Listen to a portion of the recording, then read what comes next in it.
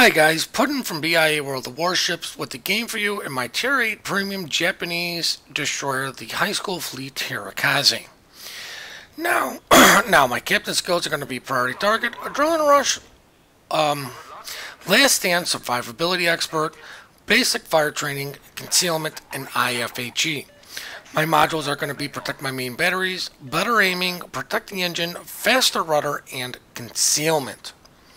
Now the reason I'm using IFHE is because these are the 100 mil guns, and this game took place after the 100 mils got buffed to the pen rolls of the 125s, 127s, but pretty much to where these things cross the magical threshold number of 32. Now, I've always believed in BC on this map because they are a little bit easier to defend. There are, I believe I do have to deal with two radars, the Cleveland and Missouri, but there is a carrier, and this is kind of risky at the start. I should be taking a much more angled approach to getting in here, especially with the friendly carrier bringing his fighters, which he may be using to push away or choose to fight over me. I hope he doesn't fight over me. But I do have some sort of air cover. But I still should be taking a much more angled approach away in case I gotta get out of dodge, because planes will keep you spotted for a while. Now, I have been thinking about taking IFHE off of this ship because this is a dedicated Harekaze captain. This captain doesn't go anywhere else, and without it being a full gun build, my torpedoes have longer range, which are stock Kagero torps. For the ends, I try to play this a little bit more, I guess you would say more like a Benson. I use this to hunt down and kill the other DDs. Which allows me to get within my glorious detection, which is 5.4, and torpedo things. Now, I'm actually actively looking at the Cleveland to see what the Cleveland's doing. I noticed the Cleveland, I really wish these replays would showcase what I'm targeting, but the reason I'm not targeting with guns and I stick with the torpedoes more is anybody running priority target that understands what's going on will see the number different changed by 1 and know what's going on. Now, I launched these torps while detected by planes, which means these torpedoes are spotted. I took the chance. I noticed the Cleveland was backing up, and I was kind of hoping the Cleveland wouldn't have time to react as I get hit by the Edinburgh Bro, and I can't properly say the name, so you guys will unfortunately have to live with Edinburgh Bro. He takes a blind shot. Luckily for me, the planes are no longer spotting me. But as you can see, the enemy team have 3 ships at A. We have 2-ish. Some are leaving. Some are staying. But the Cleveland obviously knew these torps were coming, or for whatever reason just decided to stop at that point. I'm not sure what he's doing. Now, as you can clearly hear, our hipper is just spamming the F keys. This is some of the reason why I chose this replay instead of talking about the gameplay. Now, what I'm trying to do is sneak up on this Azuma. The Azuma's who I have targeted. I'm trying to sneak up on him and try to get the flood. But I know I've kind of hit 2 subjects and didn't get back. But I want to take IFHE off because I only have like 9.4 kilometer range with my guns, and usually what I want to do is get the flood, smoke, get the fire, leave the smoke. This does not have the range that I would like, as our carrier just carrier snipes the enemy carrier, which is going to make my life easier. But with all of the radar and hydro out there, my gun range, for the most part, cannot deal with boosters or Des Moines, any of the tier 10s, and you will see a lot of tier 10s in this ship. So for me, smoke firing in this is really ineffective because even Seattle's Buffaloes, that only go out to like 9.5. They're just, everything's out of my gun range except for like the tier 8s. So IFHE to me is not as big because my torps can do the damage just as fast or better to the battleships, and then I can, I get the flood like I did here. He used his DCP because he has no choice, and then I can just sit here and get the fire, leave, let him burn, let somebody else who's going to get a little bit more damage on him do it. You can clearly see he's burning. This guy's as good as dead. He's not going to live. I don't need to be doing, thousands of damage. Just, 200 points along with the fire tick is enough to kill something. I'm not going to say IFHE doesn't help this ship significantly. Durka. Enemy battleships, it's just the range on this ship for its guns is what's making me think to take it off, and I'm probably going to take it off and put on radio location to help me hunt down destroyers. Now that we torpedoed Durka, burned down the Izumo, we're going to set up for a torp strike on the Helena. But to get back to the Hipper, anybody paying attention to chat is clearly annoyed by our Hipper. For the most part, I'm writing this Hipper off as he's not participating in the battle. He's just here to troll somebody. He's here to try to get somebody to do something stupid on our team. I.e. he's trying to get somebody to team kill. And our carrier is taking up the mantle because he's had enough of this. When you see an individual in chat just spamming the F key, you actually do have a couple options. You can just blacklist the person, but I do think the hotkeys will get by. I'm not 100% sure because there's only like 2 people that are on my blacklist, and I will never know. You can just ignore them. That's all you got to do, seriously. As I get a dev strike on the Helena, and that's what I'm saying. My torpedoes will deal with anything faster than my guns will. The problem with torpedoes is they have over a minute cooldown, so I have to be smart about it. But the Hipper has managed to get our carrier to go pink. In essence, this carrier is now, or this Hipper is taking out 2 things while the Cyclone is coming in. Now our carrier is not participating in a battle, which means he's not going out getting DCPs out while he may be only a tier 7. He can still get some strikes off on some lonely ships.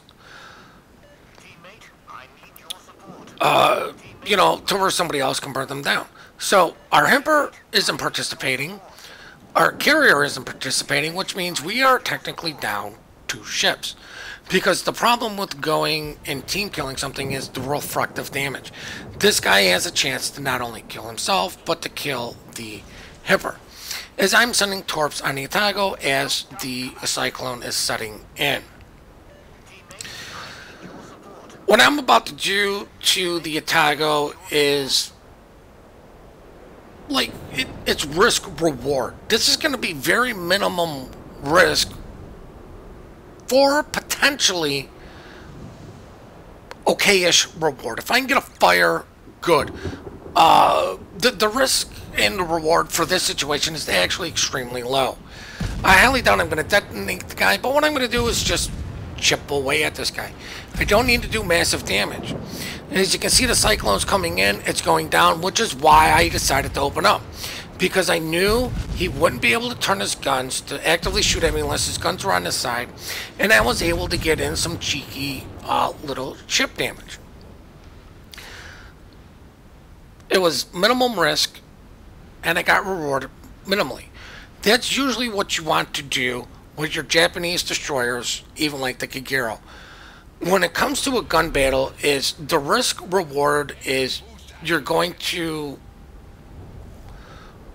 put yourself to minimize your risk, but also minimize the reward. What's going to happen is over time, the minimization is going to add up and add up to the destroyer to where you can potentially win the gunfight. It's the same thing with the Sashio. When it comes to a gunfight, that's what you want to do. Now, when it comes to torpedoes, you're going for risk. Your risk reward is going to be a little bit on the higher end. If you're going to torpedo from long range, minimum risk with the potential of a big reward, but more likely, usually what happens is something's going to spot it, so it's minimum reward. The closer you get, the higher the reward is, and the higher the risk becomes. We're in a Cyclone. At this point, it's going to turn out to be potentially medium risk to high risk, and the same and as far as reward. Now, I see the Satago's low health. I could have smoked up here, but I really didn't feel the need. I know the Atago's guns do not turn extremely well. It's pretty much a Mogami with 205s. He's clearly not looking at me. That's why I run priority target as our carrier finishes him off. I am in this area on the A side for two reasons. I'm desperately trying to save our carrier. This game is not a clear win. The reason I say it's not a clear win is for a couple reasons, and I want to actually slow it down here. Blow up the minimap. North Carolina just killed our carrier. We've got a battleship here by himself. Well, he's got me with me. So right now this is a 2-on-1 engagement. I don't know the health of our battleship. This battleship is in no position to help either one of these two. This guy, again, just by going by a 4-kilometer mark of these squares, he's 4 kilometers away from this cruiser, which means this cruiser in essence is fighting these guys alone. Then what these guys are going to do is they can fight this guy alone because this guy's too far away unless he turns and cuts back in. I suspect this guy could just cut away, get closer to his allies while these guys are coming over. I knew we were going to lose C because look at this group right here. Three ships and this guy on kind of the flank. These guys are all pretty much in a group who could potentially take these guys all out one at a time. They're probably going to focus fire the closest thing to them, which the closest thing they're going to spot is New Orleans, then the Alsace, then our battleship. I can't make it out. I think it's Missouri or something. But up here we have pretty much the Missouri myself. Now, what I want to do is send torps against this guy, make him turn. I'm going to use my torps to try to make him turn, and if he doesn't do anything to dodge, he's going to get a couple torps. But I want to get him to turn because the battleship could potentially do as much damage as my torpedoes can. Smoke up, use this guy to spot this guy while I durka, or have one of these planes spot him and durka in case something happens to our Missouri. While we may be winning points-wise, we are not in a good situation to clearly win this out. Having the early caps is allowing us to potentially deal with this bad situation that is over here. I believe there is actually another ship, but he is kind of too far, as you can see the last known location. But still, it's another potential for these three guys to deal with these 4 or 5 ships. These guys are outnumbered. They're not close enough to each other to really help out until the enemy pushes into them. The Missouri and me have got this guy flanked, so hopefully we can finish this guy up. Now, let's get this going and see how everything plays out. Now, like I said, I'm trying to set up on a torp run. I'm trying to save our battleship. I really try to focus on the situations that are in front of me. Luckily for us, the North Carolina is already broadside to the Missouri that is kind of coming over on in here angled. These are risky torps and that I could still potentially hit the Missouri, but I really don't think so. But I mean, here I go. I'm going to smoke up. Now, unfortunately, the North Carolina, unfortunate for us, sees the error of his ways and turns and starts angling up as he deals with the Missouri. I guess the other battleship was our Musashi that was down by our Alsace. But because I sent these torps in a way that they are going to potentially hit. Now here's the thing, there's two torpedoes. Flood, I know he used his DCP. Sitting in the smoke is stupid. All it's going to do is allow this guy to come at me. If I would have saved the torp, I could have potentially killed this guy, but at the same point, he could have potentially killed me. These planes are not spotting, so there's no point sitting in the smoke. What I'm going to do is abuse my smoke in a different way. This guy's going to rush my smoke cloud. He knows both sets are out. I got the flood. That's what I wanted. I come out on enough of an angle to where I'm going to spot him, and he's not going to spot me. And I made this move at the exact right time, because when I came out, I was 5.5 kilometers away from him. I see his AA shoot the planes. I know the planes are now spotting him. I am going to sit behind my smoke because I know how long it's going to last because I have a smoke timer. Nothing else can spot me because nothing else is within 8 kilometers, and the smoke cloud is covering me up while the plane is spotting. I'm letting the planes do the spot damage for me. This guy thinks I'm in the smoke cloud, which I am clearly not. I'm using this against him. Hats off to the guy. He took a shot in the smoke. I noticed my smoke's ending. There's no reason for me to really take a risk. And I'm going to send more torps at him. But what I'm going to do here is I'm going to hit my speed boost and really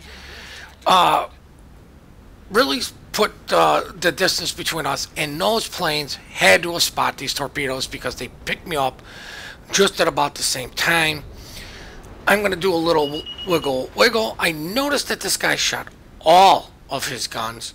So what I'm going to do is, once again, when I see his fire go out, I'm going to have enough distance to where I can put some shells downrange, minimum risk, with the potential for an okay reward.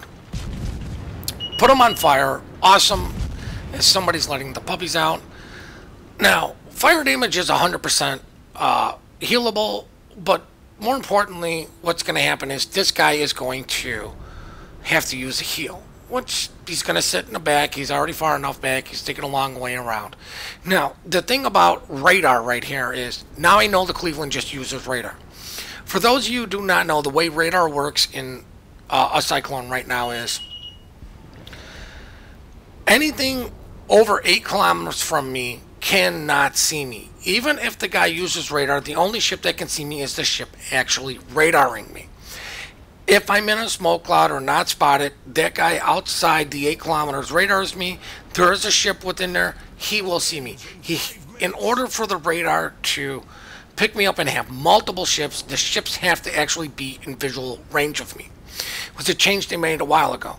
Now, I didn't open up on my guns because I wasn't sure which way the Cleveland was looking. He knew I was here because he detected me with his radar. He's looking the other way, and I'm going to take some shots in to potentially delay the cap. I want to delay them getting the cap, potentially put some fires, destroy stuff.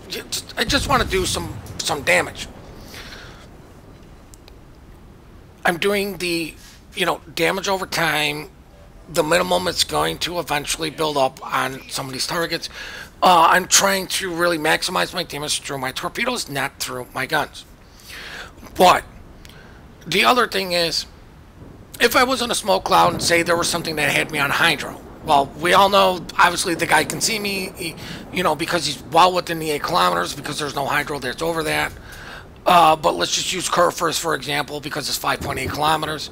If anything outside of that still cannot see me, in order for radar or hydro to work for anything that is not that particular ship, they have to be within the 8 kilometers of the storm. As the storm starts lifting, and this all SAS makes the play of the game. I honestly believe this is the play of the game.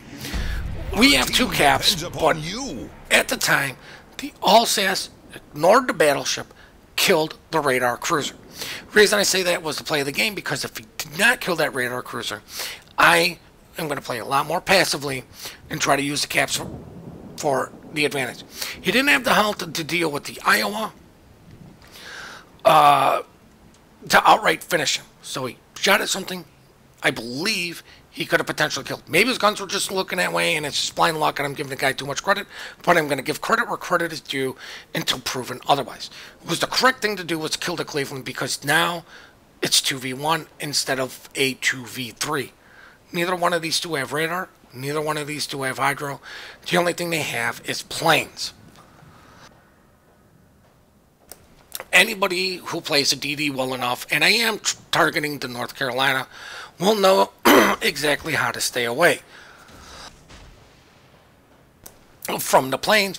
And I do have one smoke cloud left, which I can use to my advantage. So I can still play somewhat close to these guys because I still have a safety net in one smoke cloud. I'm sure this is where Superintendent may have been a little bit more helpful in that I would have more and that I could potentially get these guys to shoot. Smoke up, durka, torp these guys and finish them. But you know what? I'm going to zoom in on these torps, see if they're going to connect. There's one, there's two. Now it's game over. But prior to that, it was game over. Won the Alsace, killed the Cleveland. Even if he put the Cleveland on extremely low health, he shot at the Cleveland to where I could potentially shoot him, smoke, and run. These battleships are going up against a destroyer, and guess what is food for destroyers? Battleships. All I've got to do is keep this guy spotted. But one more thing I kind of want to hammer home with our hipper. When you see a guy in there who's just spamming the F keys, just annoying the living shit out of you, you got to ignore them. I'm going to get spotted by this. Now the IO knows exactly where I'm at. Not targeted. I get targeted once. Could still potentially die, but I lose it. If this guy takes a... this guy should have just taken a blind fire shot and guesstimated. It's his best chance because he has to kill in order to win. But if there's somebody spamming the F3 keys, or the F keys, just ignore them. Somebody being a jerk in there, ignore them. They're trying to get you to do something stupid, like they got our carrier to focus him down, so now we were down 2 ships. At that point, even though they were still alive, they weren't participating in the battle. You gotta ignore the trolls in this game. You know what, the Iowa, feel bad for this guy. There's really nothing he could do to win, because even if there was more time, I would just play the, well, I'll cap this while you cap that. We have the point lead. I'm going to hit my speed boost. They call out, I'm just going to hide. At 10 seconds, I'm going to open up to get some more cheeky damage. But obviously, we clearly won this, and now it's time for the post-battle results.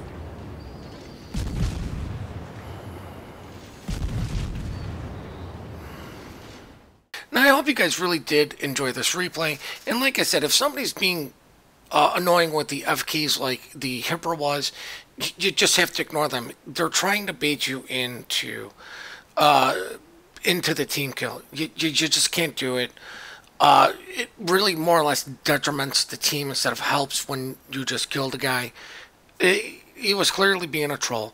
You just have to ignore the trolls in the game. And the same thing goes for when people are just being assholes. You just have to ignore them. Play your game. Try to help the team win. Try to become better. And it's usually what I try to promote, even though in game I will sometimes be an asshole. At least with these videos, I'm trying to promote a more non-toxic player base instead of a toxic player base.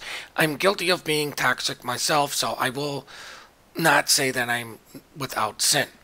So on that note, guys, we do appreciate all the support you guys do give us. We do love the replays you send into us. The email for that is in the description down below.